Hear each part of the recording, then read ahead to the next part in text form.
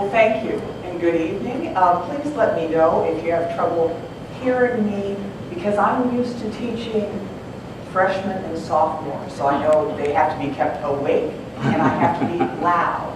So if I'm blowing you out or you can't hear, please let me know. What I'd like to do then is start by reminding you of what Pope Francis had to say to Congress in September of 2015, a little more than a year ago, when he was talking about the Golden Rule.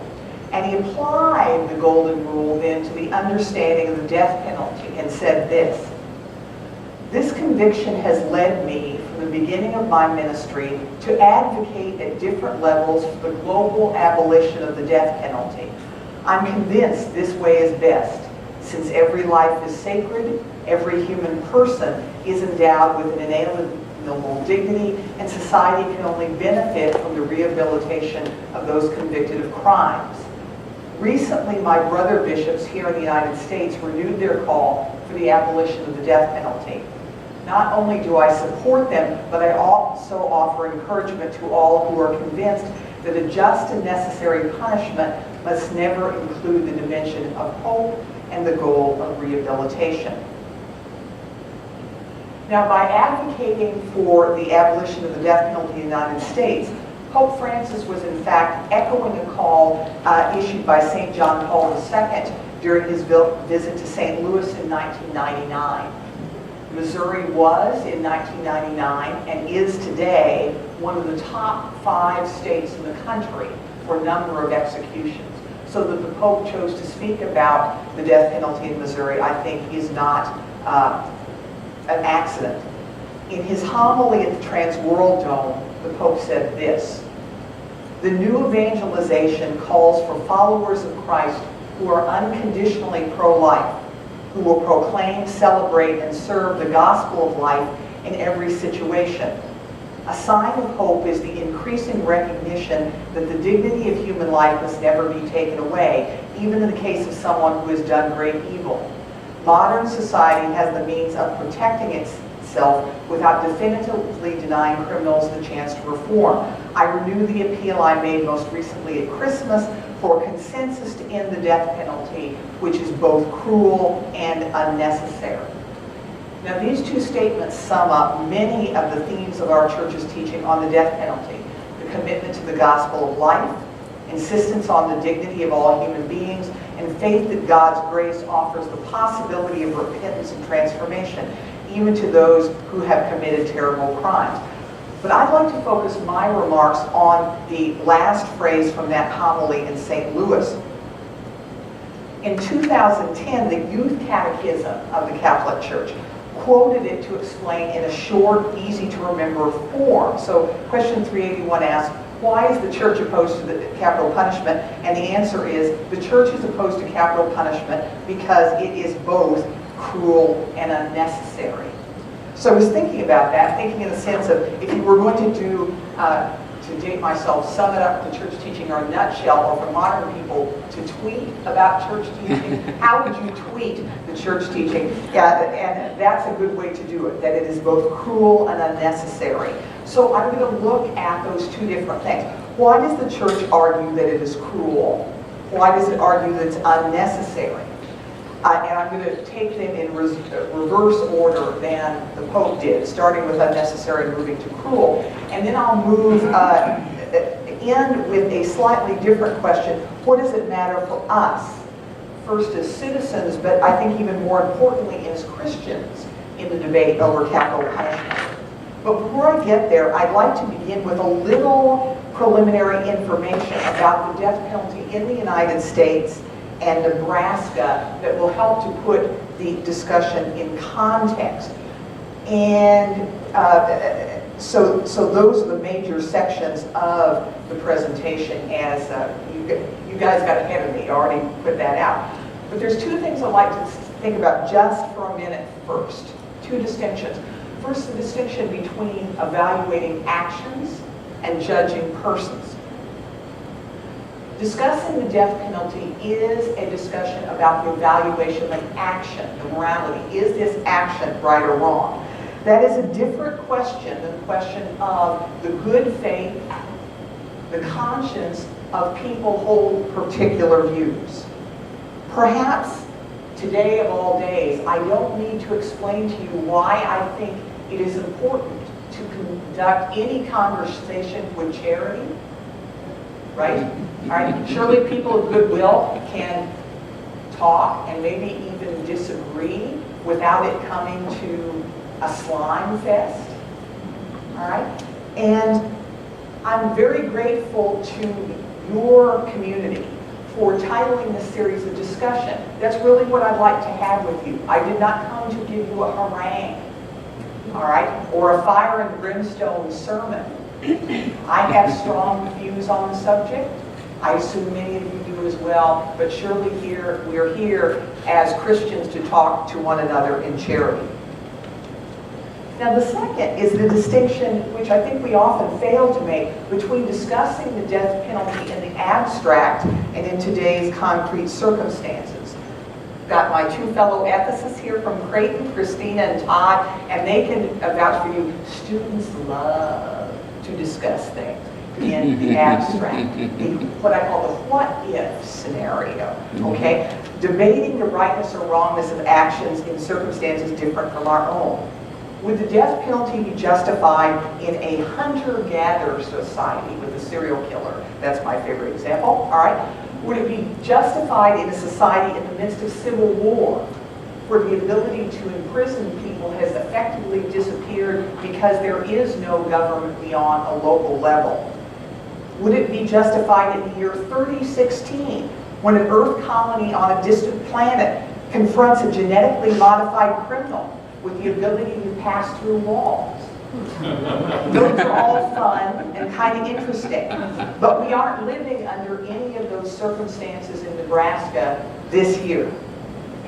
And the discussion about whether to retain LB 268 concerns the death penalty in a particular place and time.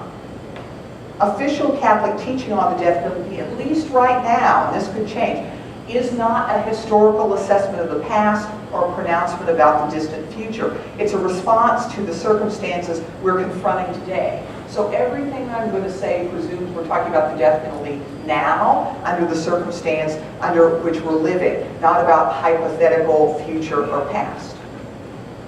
Now I'd like to begin, and had I known Ron was going to be here, I'd get you to do this for me, Ron, to talk about the history of the death penalty in the United States. Most discussions of the death penalty begin with 1977, when executions began in this country again after a 10-year hiatus. Basically, a Supreme Court decision in 1972 had the effect of voiding death penalty statutes in the states as they existed at the time because the death penalty was so capricious. But the Supreme Court also left the option for states to try to write new death penalty laws that would avoid the problems of the older laws. So any death penalty law in the United States, including Nebraska's, came into existence after 1972 and then 76, when Georgia's new statute was upheld. In 1977, executions begin again with the execution of Gary Gilmore in Utah. So he's the first person executed in the modern period. He was a volunteer, that's why it moved as fast as it does. So when you're talking about, and there are lots of volunteers in fact, the death penalty, the modern phase usually starts then. We're talking about the last 40 years. Now secondly, there are three basic jurisdictions that have the death penalty in the United States. So three different kinds of judicial systems where you could, if under the right circumstances, get the death penalty. One is the U.S. military under the Uniform Code of Military Justice for members of the armed forces. Today there is a military death row, but there have been no executions by the U.S. military in the last 40 years, and it's very unlikely there will be one, given the restraints on that system. The second is the federal death penalty. Again, these are for crimes under federal law, and there have been three federal executions in the last 40 years, most notably Timothy McVeigh, the Oklahoma City bomber. But most federal there have been relatively few. Most executions in the United States in the last 40 years have been state executions. And my thing is wrong because Texas had another one last week, so it's 1435. So all but 3 of the 1,438 executions in the United States over the last years have been for crimes under state law. Now, to make it clear, LB 268 it concerns the death penalty in Nebraska. So C, it would not eliminate the federal death penalty in the United States. One could still be executed for a federal crime in Nebraska, just like the Boston Marathon bomber was condemned to death in Massachusetts, even though Massachusetts no longer has the death penalty under state law. So just to make clear what we're talking about. Now, if we look at state executions, including Nebraska's, it's interesting to see that even in 1972, there was a variety of state experiences regarding the death penalty. So even at the start of this period, not all states have the death penalty. Michigan abolished the death penalty for ordinary crimes in 1847. Since it's been a state, it's never had the death penalty, except for treason, and they never executed anybody for treason against the state of Michigan, I guess, so it never came up. North Dakota abolished it in 1973. New Jersey and Illinois reinstated it and abolished the death penalty in the modern period. Most recently, Delaware Supreme Court declares its state statute unconstitutional. So there are a number of different states that have different histories and different ways of dealing with the death penalty. So if we take Nebraska out of the mix for a minute today, there are 30 states that have capital punishment under state laws, 19 states and the District of Columbia do not, and then there's Nebraska. However, the simple distinction between haves and have-nots obscures several important things for us about the death penalty. And I'm sorry this is so small up here, but I have that on the handout. The frequency of use. Executions have in fact been concentrated in just a few states.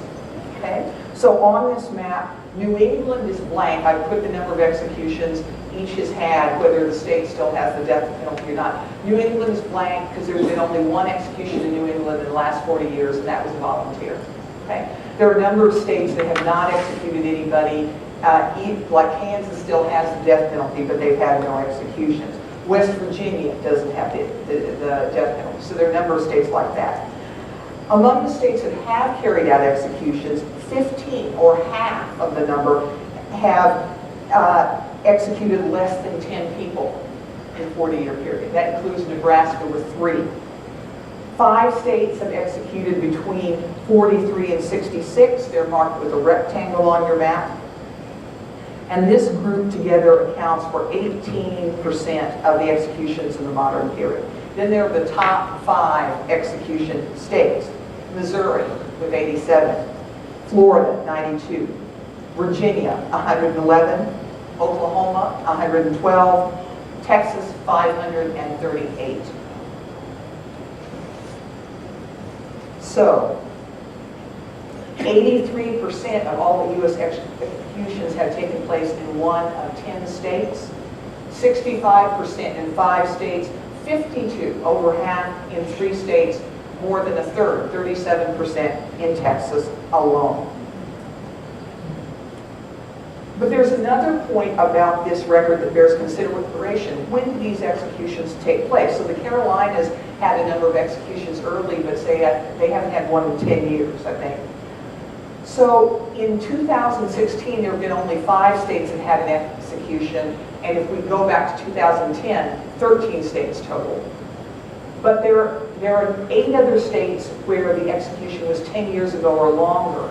And if we look at the states that have had no execution since 2000, there are 7. That includes Nebraska. So many of the states that have the death penalty on the books really haven't executed anybody in a very long time. Now, why does this matter ethically? First, it raises issues of fairness. Whether one is subject to the death penalty under state law depends upon where you live, literally. So notice 4 neighboring states here. Iowa abolished the death penalty in 1965. Kansas has it but hasn't executed anybody. Nebraska has it and has had only 3 executions in this 40-year period. Missouri is 5th highest with 87.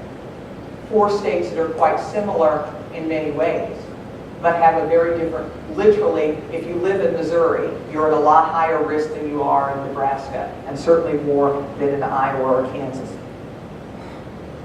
But even more importantly for Roman Catholic teaching, this raises what's going to be the basic question. Is the death penalty really necessary? Is it an ordinary part of criminal justice that we have to have? What does our experience show? And here I'd like to bring in a chart prepared by Dr. Ernie Goss of Creighton University as part of his report on the economic impact of the death penalty in Nebraska. So it begins like a funnel with the more than 1,800 murders committed in Nebraska from the time that the death penalty was reinstated in 1973 through 2014. So 1,800. Not all of those obviously were first-degree murders. There were 119 cases in which the death penalty was sought, 33 death sentences. Of those, we've had only 3 executions. We've had twice as many people die in prison as we've actually had executed over this period. 10 people are still on death row today. Now that's pretty striking in itself. Well, let's look a little further back. How common in Nebraska? So that's our 3 recent executions. But the last previous execution before that was 1959. There were only 4 between 1940 and 1959, which by my calculation means there's been only 7 executions in the state in the last 75 years. So the death penalty is not part of the regular operations of Nebraska criminal justice. And that's true not just here, but in the United States as a whole. If you look, when I started teaching at Creighton, and I started teaching about the death penalty in the late 1990s, the way the numbers were rising then, I thought, we will be executing 200 people a year by the year 2010, because that's when the numbers were growing up. But they peaked in 1999 with 98, and if you look since 2010, they've been going steadily down. There have been 16 this year. By the end of the year, if all the ones that are scheduled happen, and they probably won't, it will be less than 28. And if we look, thinking to the future, that is, because people are not executed in the year that they're convicted, the average nationwide is about 9 years out. Death sentences predict what's going to happen in the future. So again, they peaked at almost 300 in 1998. There were only 49 this year. If people are not being sentenced to death, there are going to be less and less and less people executed in the United States one way or another in future years. Now that's also true worldwide. In 1988, only 20% of the world's nations were abolitionists, and 56% of them had executed somebody in the last 10 years. Now more than half of the world's countries are abolitionists, and only 20% of those that have the death penalty have executed somebody within the previous 10 years. So that raises an important ethical question for us, especially under state law. Can we protect our community without capital punishment? Do we have other options that don't involve the taking of human life? Is capital punishment really necessary? I hate to say this, but I have to put it this way. Are we sentencing people to death because we have to kill them, or because we want to kill them? Keep those questions in mind as we turn to the death penalty in Catholic social teaching.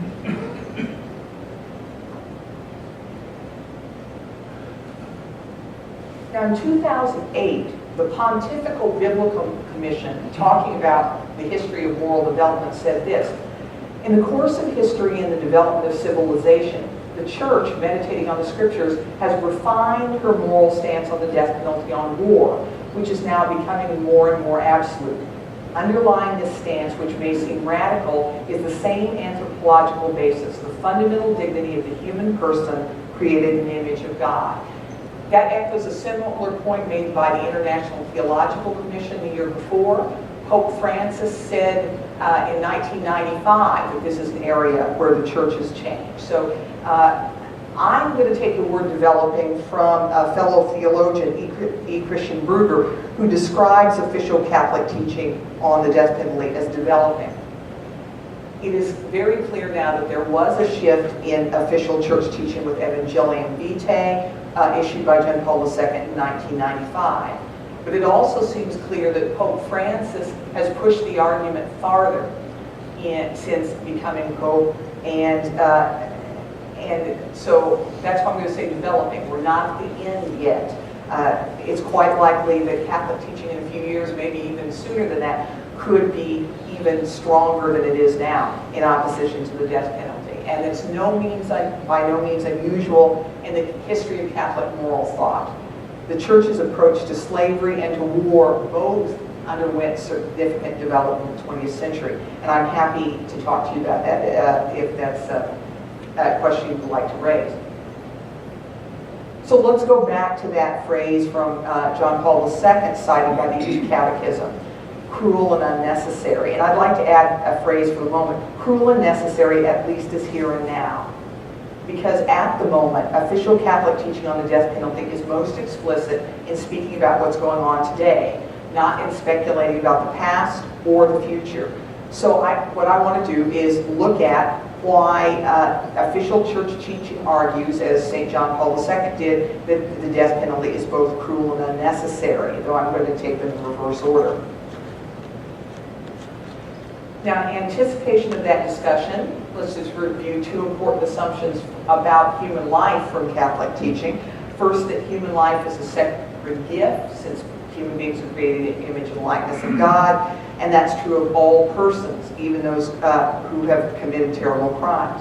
So in his major letter on the death penalty from March 20th, 2015, Pope Francis said, human life above all, belongs to God alone.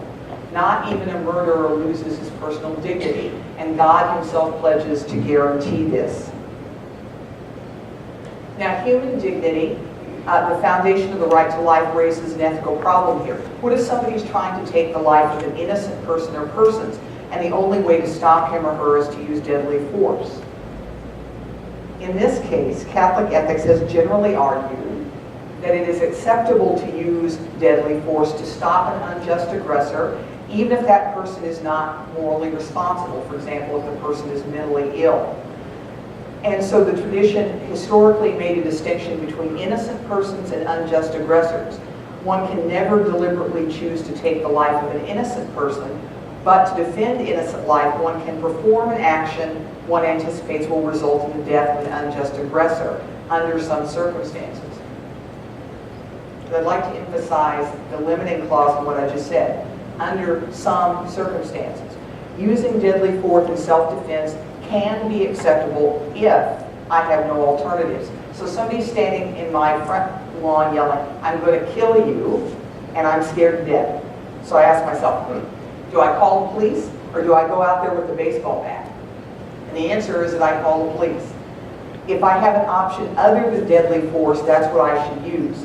Taking human life has to be the last resort when I don't have any better options. And I think that's the easiest way to understand Evangelium Vitae, what the encyclical of John Paul II on the death penalty. So it says in paragraph 56, civil authorities ought not to go to the extreme of executing the offender except in cases of absolute necessity. In other words, when it would not be possible otherwise to defend society. Today, however, as a result of steady improvements in the organization of the penal system, such cases are very rare, if not practically non-existent. In any event, the principle set forth in the new Catechism of the Catholic Church remains valid. If bloodless means are sufficient to defend human lives against an aggressor and to protect public order and the safety of persons, public authority must limit itself to such means, because they better correspond to the concrete conditions of the common good and are more in conformity with the dignity of the human person. Now notice what the Pope here seems to be saying and not saying. He doesn't say that imposing the death penalty is wrong in every possible historical circumstance and situation. But he does argue that it's a last resort when it would not be possible otherwise to defend society. And he also says, invoking the Catechism, that if it is possible to defend human lives and protect society with bloodless means, then public authority must limit itself to those means. Finally, he expresses skepticism about whether that could ever happen today. 4 years after Evangelium Vitae was issued, of course, the Pope was more explicit on this conclusion when he calls the death penalty unnecessary. In other words, it would only be acceptable as a last resort, and in practice it will never be a last resort. If we have bloodless means to defend society, we have to use them instead of using the death penalty. Now, Pope Francis seems to have narrowed that sort of possible hole any farther when he says, when the death penalty is applied, people are killed not for current acts of aggression, but for offenses committed in the past. Moreover, it is applied to people whose capacity to cause harm is not current, but has already been neutralized, and who are deprived of their freedom. So this is kind of like saying, I take the baseball bat to the guy who's threatening me when he's in the backseat of the police car with handcuffs on. All right? It can't be defense if the person isn't threatening me at the moment. So to summarize then, capital punishment would be justifiable only if it would not be possible otherwise to defend society. But we do have the bloodless means with which to defend society. And if we do, we must use them rather than capital punishment because they better correspond to the concrete conditions of the common good and are more in conformity with the dignity of the human person.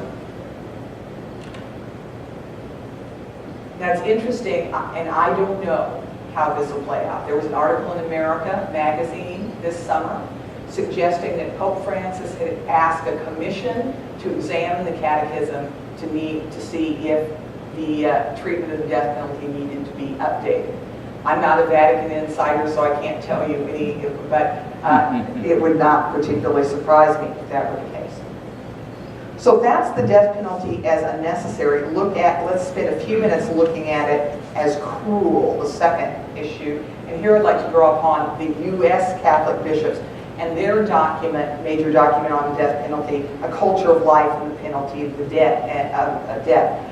So the bishops speak about the suffering of people on death row and their families, the fear, grief, and shame that this brings to innocent people who have to be connected to people on death row. They also call attention to the suffering of the wrongfully accused. And here it's noteworthy that there have been 156 exonerations of death row inmates today. Now, exoneration is different from, say, just a new trial and a person gets a lesser penalty. I mean, these are people, it wasn't you, it was somebody else. And we compare that 1435, 156, that means it's an exoneration of higher than 1 in 10. That's, I mean, if I were going to an operation and said there's 1 in 10 you would die, I'd have to be pretty convinced before I'd undergo that operation. That's a pretty high rate. Imagine spending years on death row for a crime you didn't commit, and many people have. Capital punishment also can inflict suffering on prison guards and people involved in the criminal justice system. And it can also inflict suffering on the families of victims. It's a difficult situation. On the one hand, many people, I think, are very sympathetic to the desire to see something done on the part of victims' families. But when somebody is sentenced to capital punishment, it means a long, long process for victims' families. I mean, as much as almost 40 years of waiting and wondering and appeals and the thing dragging out on and on over time. The bishops are also very sensitive to the suffering of those more likely to be sentenced to death. The poor, persons of color. I mean, when you look over the statistics of people who end up on death row, they're overwhelmingly male and they're overwhelmingly poor. You know, if you have lots of money to spend on your defense, you're in better shape than if you don't. So who ends up on death row? and why, and that raises the issue of fairness. Now the bishops, I'm going to extend cruel for a second to include harmful, raise two really interesting questions about the cultural impact of the death penalty. Is it harmful to the creation of a culture of life? What, if the state is killing people, what does that teach our children? What does that teach us about respect for life and society? And that's a point raised by John Paul II, and certainly Pope Francis as well. Second, does it waste resources that might be redirected toward the common good, like restoration or restorative justice for victims' families, or even paying a living wage to corrections officers, or making sure that doing something about the overcrowded conditions in prison, or doing all the different kinds of things that we're spending the money on the death penalty that we could not be spending on other things. I wouldn't say that the money issue is a primary Catholic argument, but it is a moral argument. If you are a member of the UNICAM and you have a state responsibility to use resources in the way that most serves the common good, does this do it? So Pope Francis offers this general assessment of the death penalty, I think, when he says, today the death penalty is unacceptable.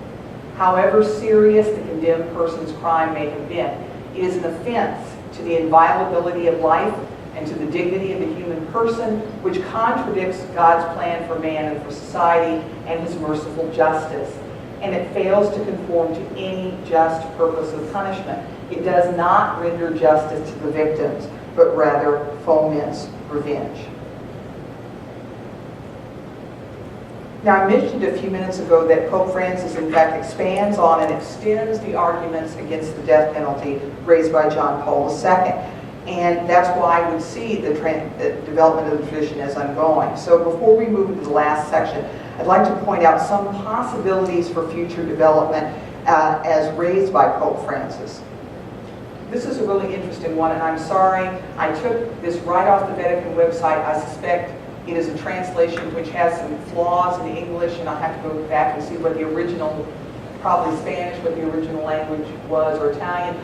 But it's a very striking treatment of what the death penalty does to somebody who receives it, whether the person is actually executed or not. It says this: the death penalty is contrary to the meaning of humanitas and to divine mercy, which must be models for human justice. It entails cruel, inhumane, and degrading treatment, as is the anguish before the moment of execution and the terrible suspense between issuing of the sentence and the execution of the penalty. A form of torture which, in the name of correct procedure, tends to last many years, and which oftentimes lead to illness and insanity on death row. Now, if the Pope is being literal in describing the death penalty as torture, then it would logically fall under the condemnation of Gaudium et Spes 27, which lists physical and mental torture as one of the criminal acts that dishonor the Creator, poison society, and harm the perpetrators more than the victims. So if you're going to think of the death penalty as torture, then it falls under the prohibition of torture, which would be a more absolute prohibition.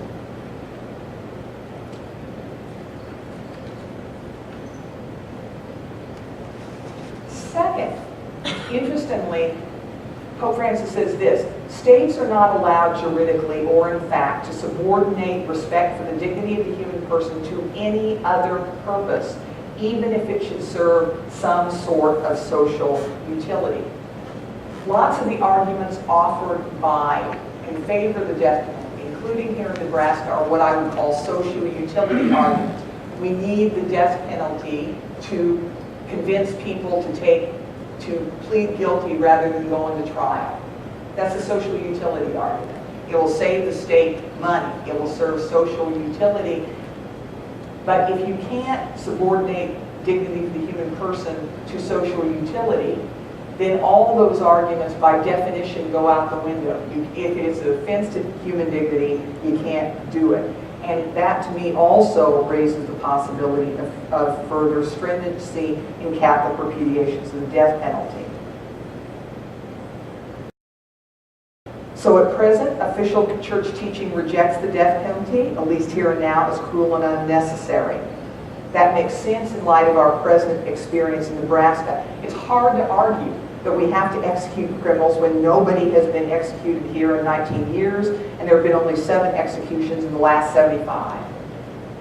The 10 men currently on death row in Nebraska have been there between 6 years and 36 years. If we can protect the state from you for 36 years, we can probably protect the state from you a little longer without killing you.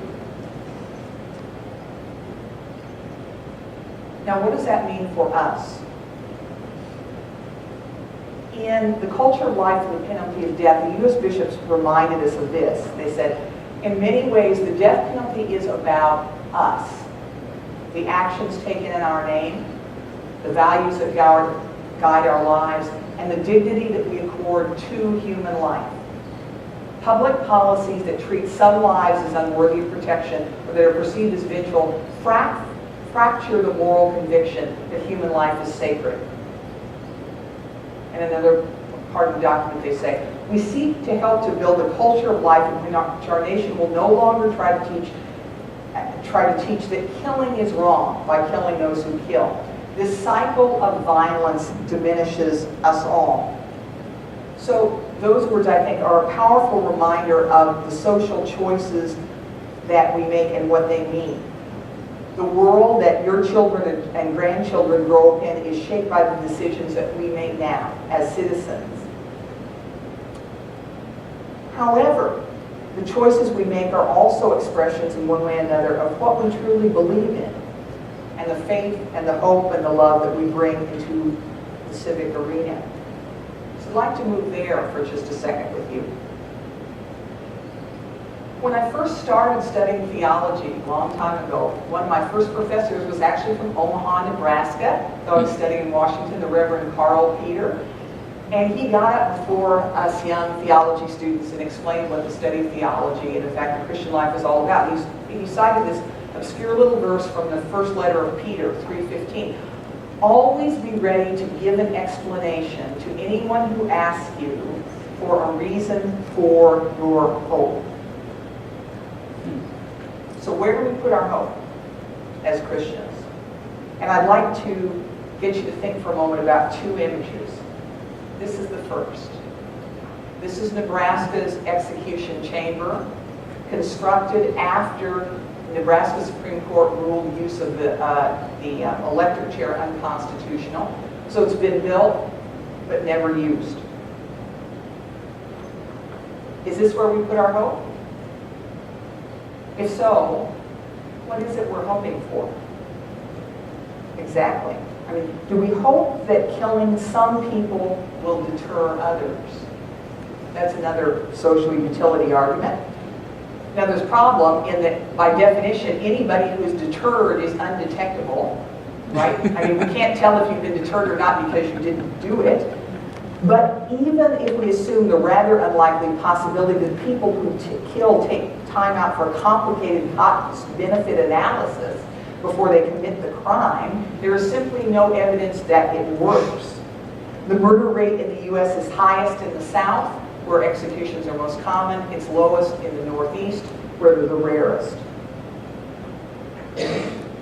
Do we hope to protect society from this particular individual? Maybe. But isn't life in prison a less violent and costly way to do so? Do we hope for closure?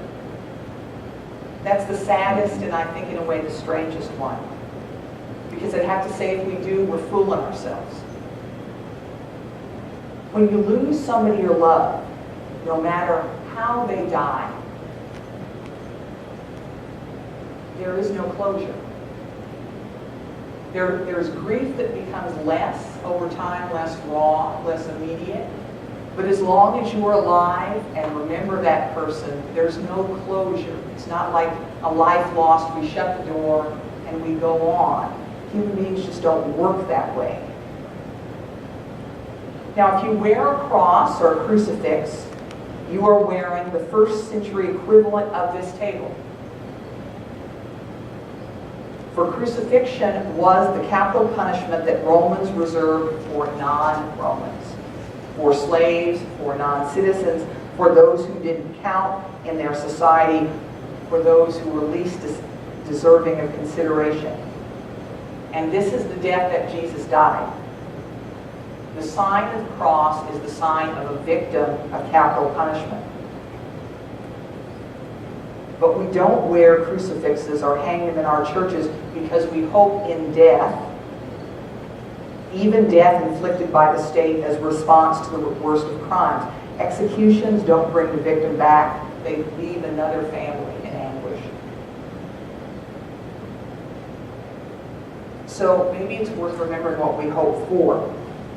Always, and especially when we have lost someone, we remember the promise, and the promise is the resurrection of the body and the life everlasting. That's what we hope for. A new life in a reality transformed by God's mercy, where there is no fear any longer of violence and murder. We hope in a love stronger than death, a grace stronger than the temptations to do evil. We pray to forgive as we pray for God to forgive us. It is the risen Jesus who is our hope. Now there are signs of that hope in the world. Let me give you one. The Roman Colosseum was another place of execution in the ancient world, a place where gladiators fought, a place where criminals, including Christian martyrs, died.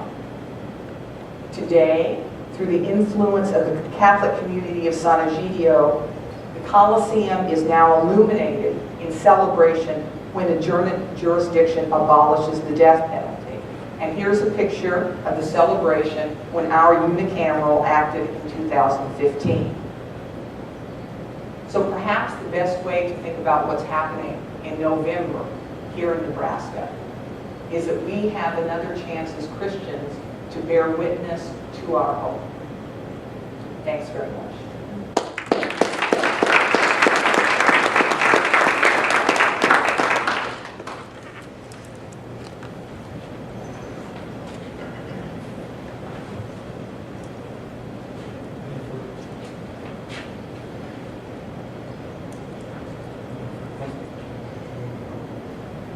Ready for questions. If you have one per person, please, is the limit. Yes. While I'm absolutely makes me feel so important, how long can I go on? While I'm absolutely opposed to the death penalty, I am curious. I don't want to sound shallow, but a death penalty, a death execution, a capital punishment kills one person at a time. Numbers are relatively small if you consider war and what's going on across the world and our armaments.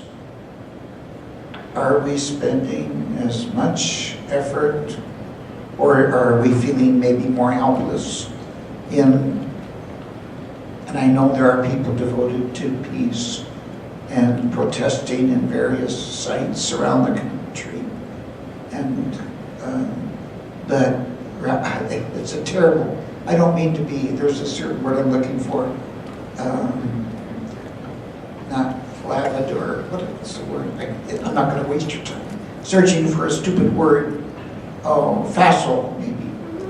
I don't mean to be facile, but I mean, look at the armaments, look at our desensitization to violence with violent, I don't think most adults even realize video games.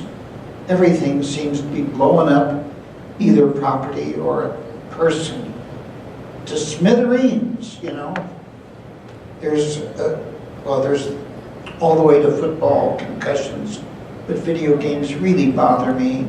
There's a desensitization to violence and killing, which is, is there equal time given to this? And in a, relatively speaking, there ought to be much more time given to war versus peace, or that whole deal of, let's say, dialogue versus intervention in political parties, you know. I think what President Obama's been, and I know I have to shut up pretty soon. It's so hard for me to stop for anybody who knows me. Obama has been dedicated, I think, and I don't mean to be political, but how could you not, to dialogue, you know, what do you call it, between countries, and fostering relationships rather than, you know, bombing or giving ultimatums. I don't know what my question is. Can you maybe come up with a question?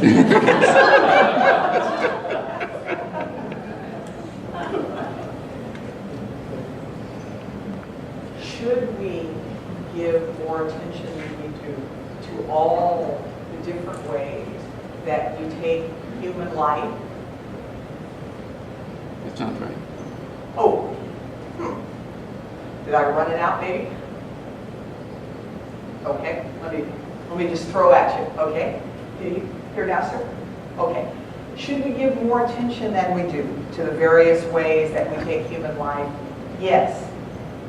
Okay? So, short answer, yes. Are they connected? I think so. That is, the death penalty is, in a sense, a culmination of changes in the Catholic teaching on issues of justice that took place over the late 19th, early 20th century. The start of the 20th century, it was considered acceptable. Corporal punishment, violent corporal punishment was considered acceptable. Punitive sterilization was an open question. There was going to war to avenge injuries was considered acceptable up until the 1950s. While nobody advocated in practice, there was still the idea that under natural law you could defend slavery right up until Vatican II. So I see these as a pattern, and maybe someday we will get a statement on video games and go for it, you know. But that there is a connection between these different ways that we commit violence, and who are the least sympathetic people that suffer violence, people who are executed. You know, because I think it's easier to feel sympathy for poor, though we're not really good at that, poor refugees being bombed out of their mind than we are to people who've committed horrible crimes. So I don't think it's an either or, I think it's a both and.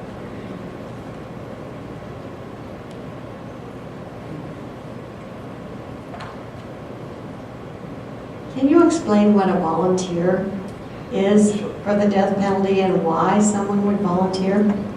Sure. I mean, there are all kinds of reasons. A volunteer would be someone who chooses not to pursue appeals other than those that are legally required, and so goes to their death. And there could be all kinds of motivations. I mean, there seem to be people who are would face than spending the rest of their life in prison. They would rather be executed. Very clearly, one thing I looked at this year is people who are executed for crime they committed in prison. There have been 25 of those over the last 40 years, and at least 10 of them, I mean, you read the account, there is no doubt they committed this murder in prison to get the death penalty for reasons of various kinds. I mean, there's one guy who would have been out in the year he was executed because he was only in for burglary and still committed a murder that got him sent to death row. And people do things like refuse to cooperate with their defense. So there could be people who feel that they have such grief and sorrow for what they've done that they feel they deserve to be executed. There also seem to be people who, if my choice is spending the rest of my life in life in prison, I'd rather be executed. And I think sometimes there are people who will pursue their appeals for a while and maybe they're just exhausted, I think, not knowing. Imagine living through that you don't know. You know, you sit there and you sit there and you sit there and you're waiting for the next appeal. You're waiting for the next, as my lawyer, I don't know how long I can live with that stress. So it's not that hard. And I don't know what the numbers are, but Death Penalty Information Center would. If you look, they have a thing that's volunteers, and it's pretty startling how many of them there are. The last execution in this country last week was a volunteer.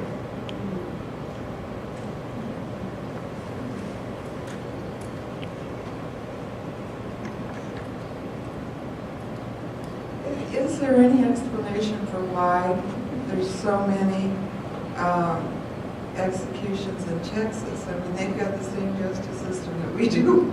Why do they come to the conclusion that so many people? I'm not enough of an expert to comment on that. I mean, each state set up their laws. The biggest death row in the country is California's. If their referendum, one of the referendum passes and they abolish the death penalty, death row will go down by a quarter in this country immediately, and that those people would be life in prison. But they've only had 13 executions, so you can have a huge death row and hardly any executions. You can execute people very quickly, like Virginia does. They have a very small death row. So why is it that West Virginia doesn't have the death penalty and Virginia is one of the highest states in the country? I don't know. I mean, it all sort of local circumstances, because these are state laws, not federal laws. That would be my guess.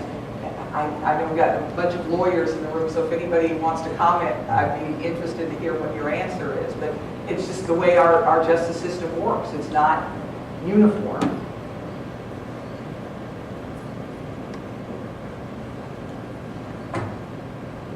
Do you see any parallel? I've always regarded football as organized violence. Do you see any parallel between the violence in the streets and death penalties in states where there's a strong football ethic? I don't know. That is a fascinating question. That I've never run into any state where there isn't a strong football ethic, I have to say. If they've got a team, you know, it's kind of the civil religion. Exactly. But I will, so I just don't know. Nebraska. It's a false religion in Nebraska.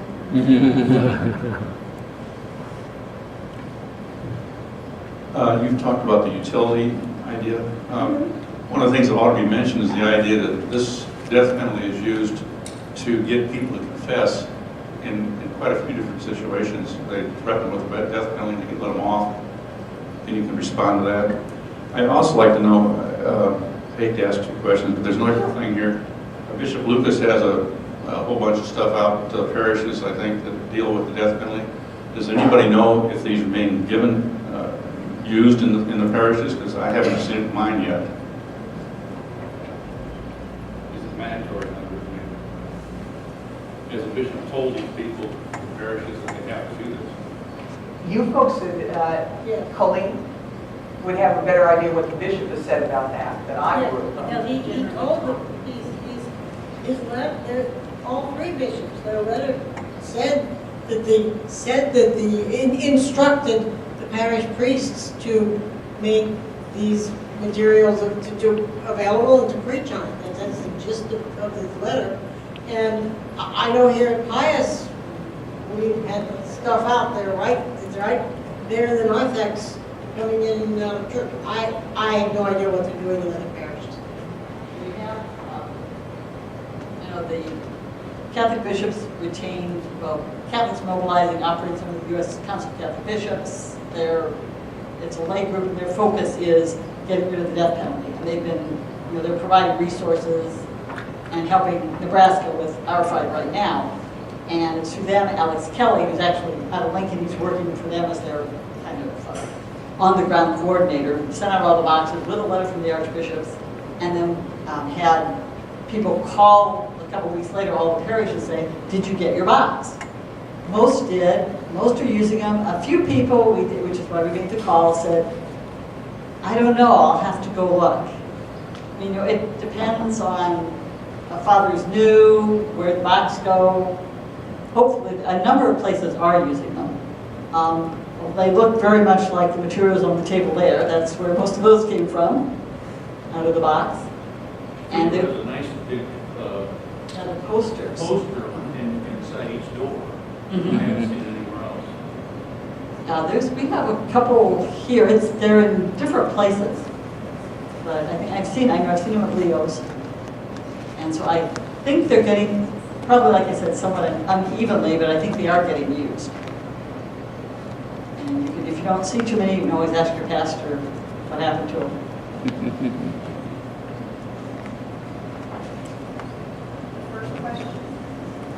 We I'm sorry, the social utility argument. Yes, I would say that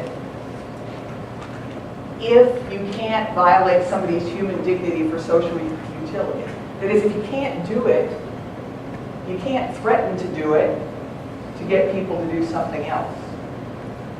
And you run a horrendous risk of somebody doing it, confessing to a crime they have not committed because they're afraid of the death penalty, and perhaps they're poor and not convinced the court-appointed lawyer is going to do all that much, or the public defender doesn't have the resources. I mean, Beatrice 6 here in Nebraska, the young men who confessed to the Central Park wilding, and turned out none of them were guilty. It was somebody else completely. I mean, it's terrible that people don't recognize it is not all that hard to get somebody to confess to a crime they didn't commit. People think, I would never do it, but it happens. And if you can't violate somebody's dignity, even to get people to confess, it seems to me that Catholic teaching would be pretty clear on that. That's not a sufficient reason, just like saving money, even though it doesn't, is not a sufficient reason. If Pope Francis is right, then all those arguments are out the table. You can't argue. It doesn't matter what the social utility is, because it doesn't meet the bar. Other questions? So, lady. Oh, I'm sorry. I'm not good at speaking, but Yes, my question is, how do you protect society when you have someone who has committed heinous crimes? They may go to prison, they have nothing to lose, so they may kill a guard, they may kill another inmate, they may kill a worker. What is the answer to that? Okay. Would you like me to repeat that? Yes, there's a question about someone who might commit a crime in prison against a guard or someone else there. Now let's take two parts. The heinous crime, the crime in prison is two different issues. Okay? If you think about it, we don't execute people or sentence people to death solely on the basis of how heinous their crime is. For example, if somebody is found mentally incompetent to stand trial, they could have been the most heinous crime in the history of the world, and we're not going to execute them. We don't any longer execute people who were juveniles at the time that the crime was committed, even though it could have been an extremely heinous crime. We don't, though this is how this is going to work out, we say we don't execute the mentally ill, or we don't execute people with a very low IQ, depending how the standard is set in the state. Even though so we have never executed people solely on the heinousness of the crime. There's a bunch of other factors. Now, the argument of the crime committed in prison is an interesting one. Okay, and so I wanted to see this year how often that actually occurs. Not how often because that would be harder to figure out how many people have attacked a guard in the history but how many people have we actually executed over the last 40 years for a murder that they committed in prison? And the answer is 25, so less than 2%, okay? Of those, 3 were already on death row. So they certainly weren't deterred, because they were already on death row when they killed someone else. 10 of those 25 were people who clearly committed the murder in order to get the death penalty. That was their goal. It wasn't a deterrent. So are there people in the prison population who are deterred from fear of the death penalty? We can't know. Because again, if you're deterred, you're invisible. That is, if you're thinking about it and you decide not to do it. But we do know that there are people who have committed murder precisely to be executed. So they don't have to stay in jail any longer, or for whatever reason. So we know that we've lost lives that way. all deterrent arguments are just very troublesome in that way, that we can't know how it's going to turn out because it's invisible. For example, we don't know if the people who would be deterred because they're thinking clearly enough from the death penalty, would they be deterred by being put in a stricter prison with more, one of these supermax things where you're locked down. We just don't know because we can't see them. So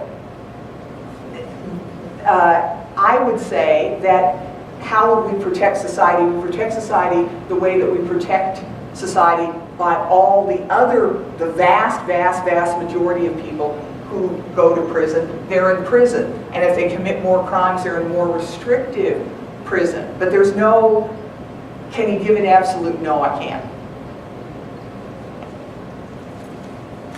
I have another question.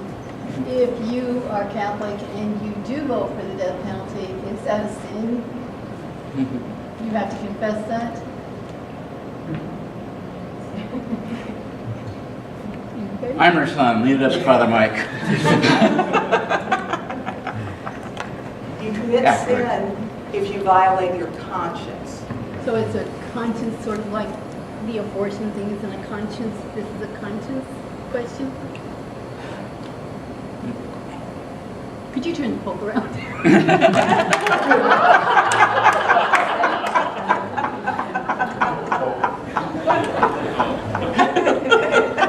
I'm thinking hard about what to say to you in the sense that... No, I'm serious. No, I understand. I want to know. I understand. But I guess I would say to you it's the wrong question, okay? In this sense that if we get down to issues of power, what can the church make me do? And if I don't vote the way the bishop says, do I have to go to... It's like, whoa, stop, All right. Human beings have to follow their conscience. You have to do what you sincerely believe is right. And you and I may not sincerely believe what that is. All right?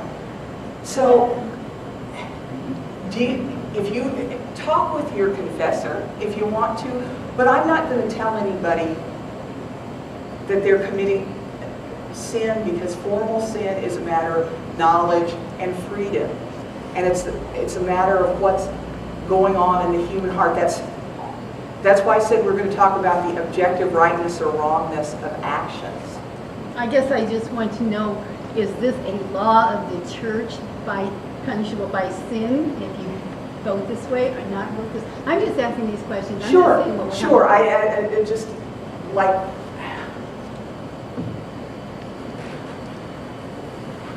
Right and wrong come in the Catholic tradition. They're ultimately based on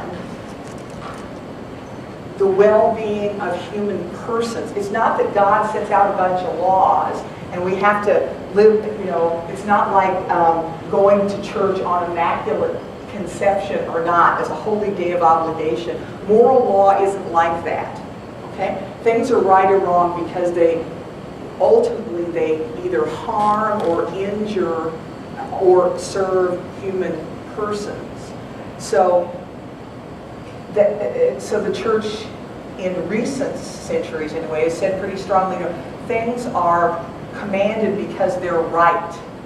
They don't become right because they're commanded, or they're forbidden because they're wrong. It's not, they don't, so like if the church changes its mind tomorrow, then we all go out and we sort of, okay, it's like a stop sign and go this way. The church is here to guide us and help us in that reflection. So that's what the bishops are trying to do.